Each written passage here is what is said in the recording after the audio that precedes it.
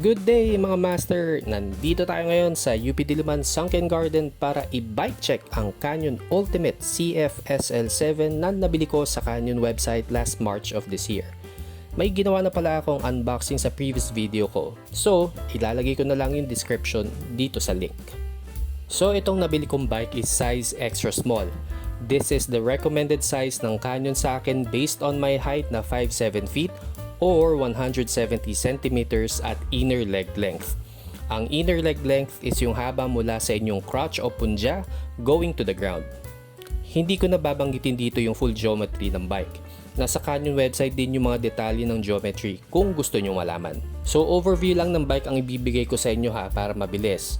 Kung gusto nyo ng in-depth information, i-google nyo na lang. Lalagay ko rin sa description yung website ni Canyon. Bago ko simulan ang bike check, ako nga pala si Daddy Siklista na gumagawa ng mga bike ride vlogs at kung ano-anong bike related videos. Kung hindi pa kayo subscribe sa channel, please subscribe para mas dumami pa tayo. The more, the merrier. Malaking tulong sa growing channel natin ang support ninyo mga master.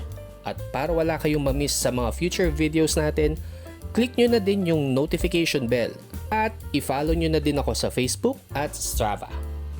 Ang frameset, drop bar, fork, at seat post ay full carbon. Shimano 105R7000 ang group set tapos 2x na 11 speed. Ang ratio ng gears ay 11-30T sa cassette at 52-36T naman sa crank.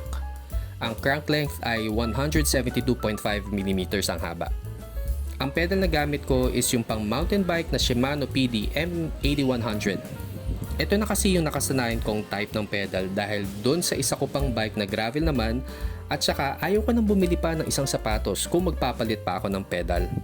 At oo nga pala, walang kasamang pedal sa package pag bumili kayo sa Canyon. Akit naman tayo sa cockpit. Ang model niya ay H36 Aero Cockpit Carbon. STI niya is Shimano 105 din. Flat yung handlebar. Tapos ang handlebar tape is Canyon Ergo Speed Gel.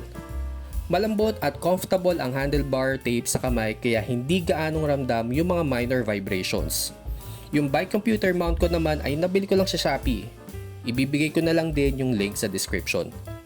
Ang wheelset niya ay DT Swiss Performance LNHG Alloy. Ang spokes niya ay alloy din. Tapos ang rotor mount ay center lock. Ang brake rotors ay Shimano RT70 na may size na 140mm. Through axle na din siya. Ang kasama naman niyang tires ay Continental Grand Prix 5000 sa harap at sa likod. Skinwall siya na may 28mm na width. Saddle is Selle Italia Boost. Seat post ay Canyon SP0055. Carbon din siya na may setback na 10mm according sa website. Halos bago pa yung bike kaya all stock pa to except sa bike computer mount, pedals, and bottle cages. Siguro kung may i-upgrade ako, uunahin ko na yung wheelset. Gagawa ako ng isa pang video soon para talakayin naman kung paano umorder ng bike sa Canyon at mga processes na kailangan yung pagdaanan bago makuha ang inyong bagong bike na fresh from the box right at your doorsteps. Hanggang dito na lang muna at salamat sa panonood.